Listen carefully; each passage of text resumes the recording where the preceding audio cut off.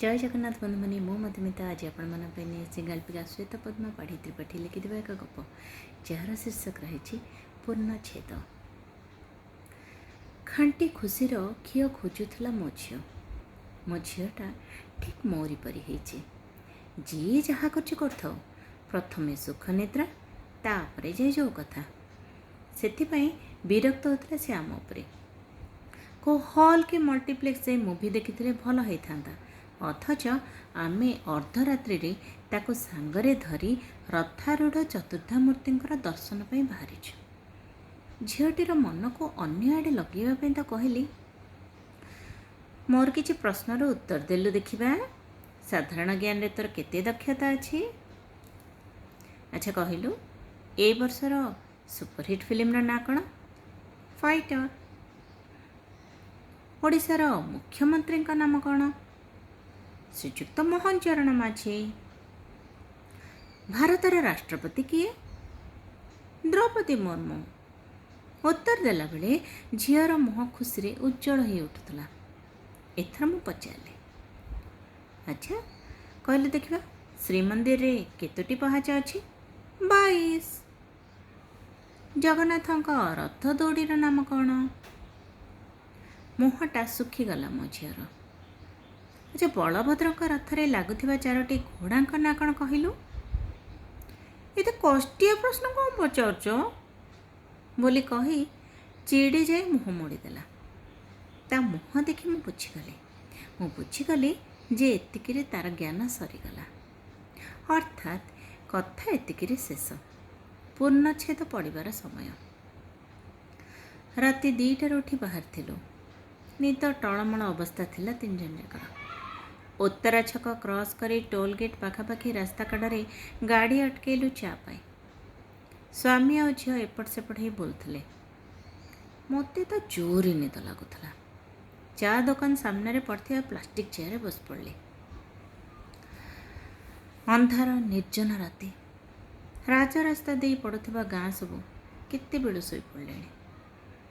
गाड़ी मोटर जदि जीवा आसवा करून था निहाती झिंकारीर झी झी शब्दटा शुणा जाता। अवश्य अवश्य शुक्ल पक्ष अर्धचंद्रर ज्योत्स्ना आ नियन लाइट्र रोशनी निझुम रातिर हत्याकारी साजिथिले। तथापि तथापि रास्ता सेपट दूर बिल जंगल अंधकार बलयटा मनरे केमती गोटे भय सृष्टि करुए। चा दुकानी समस्त हाथ में गरम गरम बांफ उठुवा अदा अलैच दिया चा काच ग्लास आनी धरईदेला। काच ग्लासटा मोठ को छुई भी नथिला। मो नजर पड़ला दुकान आरपट कड़ को प्लास्टिक चेयर बसवा लोकटा उपरे। मते मते कणे कणे चाही हसुला। हसटा एकदम रहस्यमय। एभली पुरुष बाटे घाटे प्राय मिलती मु ताको अणदेखा करी छापिली। निदटा को पूरा छड़ाइवाई आउ गोटे चा मगेली। चा ग्लासटा हाथ में धरची देखली देखली लोकटा मते चाही ताली मारला आ मन खोला हसिला। ता हसटा सते जमती चित्कार करी कहूला तोर गोटे रहस्य मु जानी जाइछि। मने मने विरक्त होई मुह मोड़ी दे चा पीबारे ध्यान देले। सेतबेलକୁ मो स्वामी और झील उभय से लोकटा को बड़ बड़ आखि करी चाहिले। निज कौतूहलता को रोकी पारे ना। लोकटा को निरीक्षण कली। 5 फुट 6 इंच पाखापाखि उच्चता, श्यामल वर्ण, फ्रेंच कट दाढ़ी, मध्यम स्वास्थ्य, नील रंगर फटा जीन्स उपरे मलछिया गोटे हलदिया रंगर पोलो ब्रांड टी सार्ट। पार्टी रे पान जाकी सेमती चाहे चाहे हसुए। से संभ्रांत घर दिशुए। पाखरे स्त्री लोक जनक एपट सेपट होते। सी बोधे लोकटार धर्मपत्नी होती बोली भाभी मुझे पचारि भाउज भाउज ए भाई को देह भल नहीं कि? हाँ एमती कौन हसुँच? पछपटू मो स्वामी मो मुह बंद करने को ଏଇଟା ବୋଧେ ଥିଲା ମୋ ସ୍ୱାମୀଙ୍କର ନିର୍ଦ୍ଦେଶ ଦେବାର ପ୍ରକ୍ରିୟା। ବର୍ତ୍ତମାନ କିନ୍ତୁ ମୁଁ ତାକୁ ଅଣଦେଖା କଲି। ଲୋକଟା ପରେ ଏତେ ବିରକ୍ତ ହେଇଯାଇଥିଲି ଯେ ମୌକା ମିଳିଲେ 14 ପୁରୁଷ ତା'ର ଉଦ୍ଧାର କରିଦେବାକୁ ମୋ ମା କାଳୀଙ୍କର ରୂପ ଧରିବାକୁ ମଧ୍ୟ ପ୍ରସ୍ତୁତ ଥିଲେ। ସ୍ତ୍ରୀ ଲୋକଟି ଚିଡ଼ି ଯାଇ କହିଲା, ହେ ଧାଏ, ଏଇଟା ଗୋଟେ ପାଗଳ, ପ୍ରାୟ ଏଇଠି ଆସି ବସେ, ଇଏ କାହିଁ ମୋ ଘରେ ହବ ମ? ହେଁ? ସ୍ତ୍ରୀ ଲୋକଟି ମୁହଁ ମୋଡ଼ି ଦେଇ ଚାଲିଗଲା। ଆମ କଥା ଶୁଣି ଲୋକଟା ଚେୟାରରୁ ଉଠି ଆସିଲା।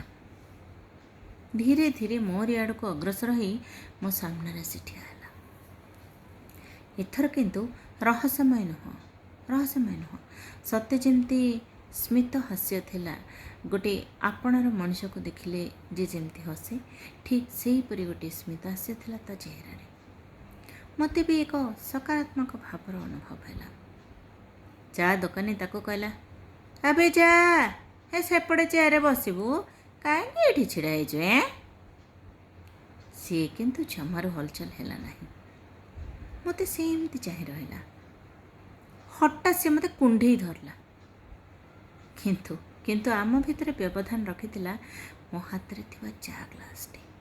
ମୋ ସ୍ୱାମୀ ହେ ହେ ହେ କହି ମାଡ଼ି ଆସିଲେ। ମ୍ୟାଡ଼ାମଙ୍କ ଡ୍ରେସ୍ରେ ଚା ପଡ଼ିଯିବ, ଆରେ ଯା ଯା କହି ଦୋକାନୀ ତାକୁ ଗୋଡ଼େଇଲା। ଆଶ୍ଚର୍ଯ୍ୟ ନୁହଁ, ବରଂ ମୁଁ ନିଶ୍ଚଳ ଥିଲି। କ୍ରିୟା ପ୍ରତିକ୍ରିୟା କିଛି ଦେବା ପୂର୍ବରୁ ହିଁ ସେ ମୋ ପାଖରୁ ଘୁଞ୍ଚି ଯାଇଥିଲା। ମୋ ସ୍ୱାମୀ ତାକୁ ରାଗରେ ପାଟି କରିଥାନ୍ତି, ତା ଉପରକୁ ହାତ ବି ଉଠାଇ ଦେଇଥାନ୍ତେ, ହେଲେ ମୁଁ ରୋକିଦେଲି। ସେ ସେମିତି ହସି ହସି ମୋତେ ଚାହିଁ ରହିଥିଲା, ଆଉ ମୁଁ ବି ପ୍ରତିକ୍ରିୟାହୀନ ହୋଇ ତାକୁ ଏକଲୟରେ ଚାହିଁ ରହିଥିଲି। ତାପରେ ସ୍ୱାମୀଙ୍କୁ ମୁଁ ଠିକ୍ ଅଛି ବୋଲି ଆଶ୍ୱାସନା ଦେଇ ଚୁପ୍ ହେବାକୁ କହିଲି। ଶୀଘ୍ର ଚା ପିଅ, ଡେରି ହେଉଛି, ଯିବା ଏଠୁ। ସ୍ୱାମୀ ତାଗିଦ କଲେ। ସିଏ ଏଥର ମୋତେ ଚାହିଁ କହିଲା, ମ୍ୟାଡ଼ାମ, ଆପଣଙ୍କ କଥା କୁହା ଆଖି ଯୋଡ଼ିକ କିଛି ନା କିଛି ସନ୍ଧାନରେ ଥିବା ପରି ପ୍ରତୀତ ହେଉଛି। ହସ ହସ ମୁହଁ ଆପଣଙ୍କର ଦେଖି ଲାଗୁଛି ୟୁ ଆର୍ ଆନ୍ ଓପନ୍ ବୁକ୍। ସବୁ କଥାକୁ ନିରୀକ୍ଷଣ କରି ଭାବନାରେ ବୁଡ଼ି ରହୁଥିବେ ବୋଧେ।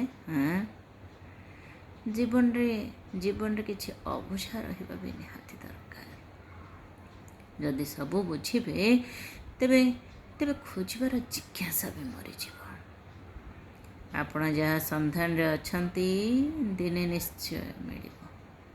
ଖୋଜିଲେ ପରା ଭଗବାନ ମିଳିଯାଆନ୍ତି। କେମିତି ପାଇବେ ନ ଭାବି କ'ଣ କଲେ ଭିତରୁ ଖୁସି ହେଇପାରିବେ, ସେଇଟା ପାଇଁ ପ୍ରୟାସ କରନ୍ତୁ। କିଛି କ୍ଷଣ ସେମିତି ହସ ହସ ମୁହଁରେ ଚାହିଁ ରହିଲା ସେ। ମୋତେ ଲାଗୁଥିଲା ତାର ପ୍ରଭାବରେ ମୁଁ ଯେମିତି ସମ୍ମୋହିତ ହେଉଛି। ତାପରେ ଚା ଦୋକାନୀ ଆଡ଼େ ଚାହିଁ କହିଲା, ଆରେ ଦେଖିଲୁ ତ, ଚା ପଡ଼ିଲାନି। ଆରେ ମୁଁ ପା ଦେଖିଥିଲି ମ୍ୟାଡ଼ାମଙ୍କ ହାତରେ ଚା ଗ୍ଲାସ୍। ଏଥର ମୁଁ ଆଶ୍ଚର୍ଯ୍ୟ ହେଲି। ଇଏ ପାଗଳ କଦାପି ନୁହଁ। ପାଗଳ ମୁଣ୍ଡରେ ଏତେ କଥା ଜମାର ପଶିବନି।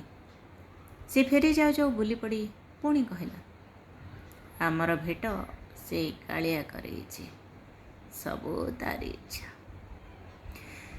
କିଛି ଅକୁହା ବାକି ରହିଯାଉ ଏଇଥର ଦେଖାରେ।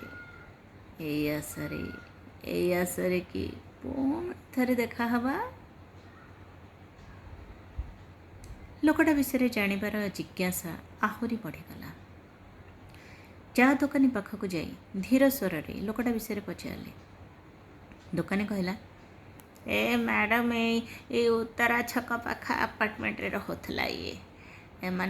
ମାନେ ଏବେ ବି ଫ୍ଲାଟ୍ ଅଛି, ହେଲେ ଘରେ ଆଉ ରହୁନି। ଏ ଲକ୍ଷ୍ମୀ ଛଡ଼ା ଭଳିଆ ବର୍ତ୍ତମାନ ପାଗଳ ହେଇ ବୁଲୁଛି। ମୁଁ ଏଇ ଅଞ୍ଚଳର ବାସିନ୍ଦା, ତେଣୁ ଜାଣିଛି ତା ବିଷୟରେ। ଏଇ ଲୋକଟାକୁ ମାଇଚିଆ, ଘରଣୀ କହି ସବୁ ଚିଡ଼ଉଥିଲେ। ମାନେ ଏଇ ପାଗଳଟା ନା ତା ସ୍ତ୍ରୀକୁ ପାଠ ପଢ଼େଇକି ବଡ଼ ଚାକିରି କରିବା ଉଦ୍ଦେଶ୍ୟରେ ଘର ସମ୍ଭାଳୁଥିଲା। ମୋ ପାଟିରୁ ବାହାରି ପଡ଼ିଲା, ଆଚ୍ଛା, ହାଉସ୍ ହଜବେଣ୍ଡ? ଦୋକାନୀ ମୋତେ ଆଁଟା କରି ଚାଲେ। ମୁଁ ତାକୁ ହାଉସ୍ ହଜବେଣ୍ଡ ବିଷୟରେ ବୁଝେଇ ଦେଇ ପୁଣି ପଚାରିଲି, ଲୋକଟାର ସ୍ତ୍ରୀର ଭାଗ୍ୟ ବହୁତ ବଢ଼ିଆ, ତେବେ ପାଗଳ କେମିତି ହେଲେ? ହଁ, ଦୋକାନୀ ପୁଣି ଗପିଲା, ଆରେ ମ୍ୟାଡ଼ାମ୍, ରେ ମାଇପକୁ ଯେତିକି ସ୍ୱାଧୀନତା ଦେବା କଥା ଦେବ, ତା ବୋଲି କ'ଣ ମୁଣ୍ଡରେ ବସେଇବ? ଲୋକଟା ଇଞ୍ଜିନିୟର ଥିଲା, ବୁଝିଲେ, ଚାକିରି ଛାଡ଼ିଲା, ନିଜ ମା ଆଉ 3 ବର୍ଷର ଝିଅ ସହିତ ଘର ସମ୍ଭାଳିଲା। ସ୍ତ୍ରୀ ଲୋକଙ୍କ ପରି ରୋଷେଇ କରୁଥିଲା, ଘରର ଯାବତୀୟ କାମ କରୁଥିଲା, ଛୁଆର ଯତ୍ନ ନେଉଥିଲା। ଘର କରଣାରେ ପୁରା ପୋଖତ ଥିଲା। ବୁଢ଼ୀମାର ପେନ୍ସନ୍ ଆଉ ନିଜର ଟ୍ୟୁସନ୍ ପଇସାରେ କଷ୍ଟେ ମଷ୍ଟେ ଚଳି ସ୍ତ୍ରୀକୁ ପାଠ ପଢ଼ାଇଲା। ସ୍ତ୍ରୀର ସ୍ୱପ୍ନ ଥିଲା IAS ହେବାକୁ। ଇଏ ତ ସ୍ତ୍ରୀକୁ ବହୁତ ଭଲ ପାଉଥିଲା, ତେଣୁ ସାଜି ଯାଇଥିଲା ଘରଣୀ ଆଉ।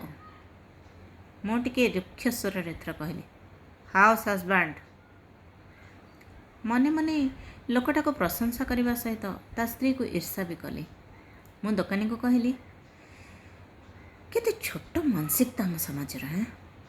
ପୁରୁଷ ବଡ଼ ଗର୍ବରେ କହେ ଯେ ମୋ ସ୍ତ୍ରୀଟା ହାଉସ୍ ୱାଇଫ୍। ହେଲେ ସେମିତି ସ୍ତ୍ରୀ ଲୋକଟିଏ କାହିଁକି ତା ସ୍ୱାମୀକୁ ହାଉସ୍ ହଜବେଣ୍ଡ ବୋଲି କହି ଗର୍ବିତ ହେବନି? ଏଥିରେ ଖରାପ କ'ଣ ଅଛି? ଚା ଦୋକାନୀ କହିଲା, ମ୍ୟାଡ଼ାମ୍, ଝିଅ ବୋହୂମାନଙ୍କ ଉପରେ ଯୌତୁକ ଜନିତ ନିର୍ଯାତନା ବଢ଼ିଲା ବୋଲି ସରକାର ଆଇନରେ ପରିବର୍ତ୍ତନ କଲେ, କିନ୍ତୁ ଏଇ ଝିଅ ଆଉ ସେମାନଙ୍କ ବୋପା ଘର ଏ ଆଇନକୁ ହାତରେ ନେଇ ମନ ଇଚ୍ଛା କାମ କଲେ, ବୁଝିଲ। ଲୋକଟାର ସ୍ତ୍ରୀ IAS ତ ପାଇଲାନି, କିନ୍ତୁ OS ହେଇଗଲା। ତାପରେ ମାଇକିନାକୁ ଲାଜ ଲାଗିଲା ଯେ ଘର ସମ୍ଭାଳୁଥିବା ଘରଣୀ ସ୍ୱାମୀ ସାଙ୍ଗରେ ରହିବାକୁ। ସେ ନିଜେ ତା ସ୍ୱାମୀକୁ ମାଇଚିଆ କହିକି ତାଚ୍ଛଲ୍ୟ କରୁଥିଲା। ମିଛ ଯୌତୁକ ନିର୍ଯାତନା ମାମଲାରେ ଫସେଇ ଦେଇ ଶାଶୁ ଆଉ ସ୍ୱାମୀକୁ ପୋଲିସ ହାତରେ ଟେକିଦେଲା। ବୁଢ଼ୀ ସହିପାରିଲାନି, ମରିଗଲା। ନିଧୁମ ମାଡ଼ ଖାଇଛି ଲୋକଟା, ନିଧୁମ ମାଡ଼ ଖାଇଛି। ଶେଷରେ ନା ସ୍ତ୍ରୀ ଲୋକଟା ଆକୁ ଛାଡ଼ପତ୍ର ଦେଇକି ଚାଲିଗଲା। ଝିଅଟାକୁ ବି ସାଙ୍ଗରେ ନେଲାନି। ସବୁ ନିନ୍ଦା ଅପମାନ ପରେ ବି ଲୋକଟା ନିଜ ଝିଅକୁ ଧରି ବଞ୍ଚିଥିଲା। ଲୋକେ କହନ୍ତି, ଯେତେବେଳେ ଦୁଃଖ ଆସେ ଭାଇ ବନ୍ଧୁ କୁଟୁମ୍ବକୁ ସାଙ୍ଗରେ ଧରିକି ଆସେ। ଦୁଃଖ ତ କେବେ ଏକୁଟିଆ ଆସେନି। କରୋନା ସମୟରେ ନା ବାପ ଝିଅ ଦିହେଁ ହସ୍ପିଟାଲରେ ଭର୍ତ୍ତି ହେଲେ। ଲୋକଟା ବଞ୍ଚିଗଲା, କିନ୍ତୁ ଝିଅ ଆଉ ଫେରିଲାନି। ଶେଷରେ ଇଏ ଘର ଦ୍ୱାର ଛାଡ଼ି ଏମିତି ପାଗଳ ହେଇକି ବୁଲୁଛି ଆଉ କ'ଣ। ବେଳେବେଳେ ମନ ହେଲେ ଘରକୁ ଯାଏ। ଆଉ ସ୍ତ୍ରୀଟି ନା ଏବେ ଆଉ ଜଣ ବାହା ହେଇଯାଇଛି। ଲୋକଟା ବିଷୟରେ ଶୁଣି ମନଟା ଖଟା ହେଇଗଲା। ଆମ ପୁରୁଷ ପ୍ରଧାନ ସମାଜରେ ଯେଉଁଠି ସ୍ତ୍ରୀଟିଏ ଉନ୍ନତି କଲେ ସ୍ୱାମୀର ଅହମ୍କୁ ବାଧିଯାଏ, ସେ ସମାଜରେ ଏମିତି ସ୍ୱାର୍ଥପର ନାରୀ ବି ଅଛନ୍ତି। ସବୁ ଝିଅ ଚାହାନ୍ତି ଯେ ତାଙ୍କ ଏମିତି ଗୋଟେ ଜୀବନସାଥୀକୁ ଚାହାନ୍ତି, ଯିଏକି ସେମାନଙ୍କୁ ପାଦର ପାଣ୍ଠଇ ନୁହେଁ ବରଂ ନାରୀ ପୁରୁଷ ସମାନତାର ମୂଲ୍ୟ ବୁଝି ସମ୍ମାନ ଦେଉଥିବ। ଅଥଚ ଏଇ ଲୋକଟା ସବୁ ସୁଖ ଆଣି ପାଦ ତଳେ ଅଜାଡ଼ି ଦେବା ପରେ ବି ସ୍ତ୍ରୀଟା ବିଶ୍ୱାସଘାତକତା କରିପାରିଲା କେମିତି? ସମାଜରେ କେବଳ ନାରୀ ନୁହଁ, ପୁରୁଷ ବି ନିର୍ଯାତନା ପାଉଛନ୍ତି। ବାସ୍ ଫରକ କେବଳ ଏତିକି ଯେ ସେଇ ଯନ୍ତ୍ରଣାର ଶବ୍ଦ ନଥାଏ।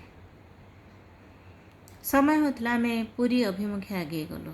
କାରରେ ବସିବା ପରେ ମୋ ଝିଅ କହିଲା, ବୋଉ ସେ ନା ଜମାର ପାଗଳ ନୁହଁ।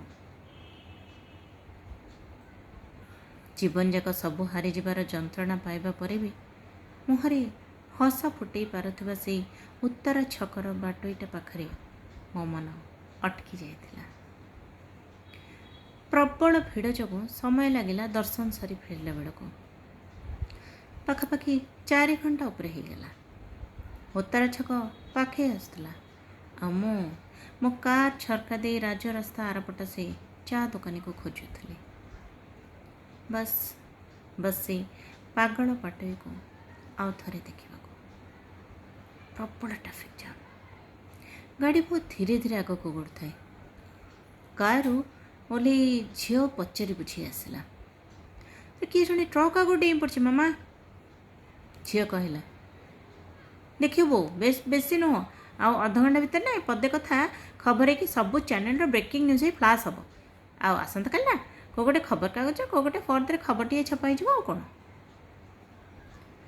मु लक्ष्य करुली चारिपाख भिड़ कोलाहलमय विरक्ति भरा भिड़र बाहर केवल प्रश्न आउ प्रश्न जे डेई पड़ा से पुरुष ना जड़े नारी थिला हाँ से क्योंठू आसला अरे घटना बेले यार के देखना हारी थिले कि हैं आहा किए से मो को मानसिक चापरे एमती कला हैं जार जहा इच्छा है सी मला पर कथा मुंड पुरे लाभ कौन हाँ ए लोकटार परिवार पिला छुआ सब केतोटी हाँ गोटाए धार करज कर बोधे है ना पर किए पितरे थी हो हत्या को दुर्घटना देखी देना तो है अरे पुलिस संदिग्ध दोषी नथिला तो उपायहीन भाव डेई पड़ थाई पारे हैं ए अरे एटा एटा से माइचिया पाकड़टा बोधे मो छाती जमती कि सहस्र छुंची फोड़देला कार डोर खोली थाई गली दुर्घटना स्थल को जो आशंकार छातीटा दुख दुख होता से ही होता पागल हाउस हजबैंडटीर पूर्णछेद पड़ जाता शब्द अतडारे आज सी खसी पड़ी चारिपाख सुनसान कोलाहल परित्यक्त नजर रे सी अदरकारी भूल भाल समय भी नीरवी जाए बस ये कहानी समाप्त हो बंधुगण तेज कहानी आपमती लगे निजर मतामत अवश्य जनइबे अपेक्षा रहा जय जगन्नाथ धन्यवाद।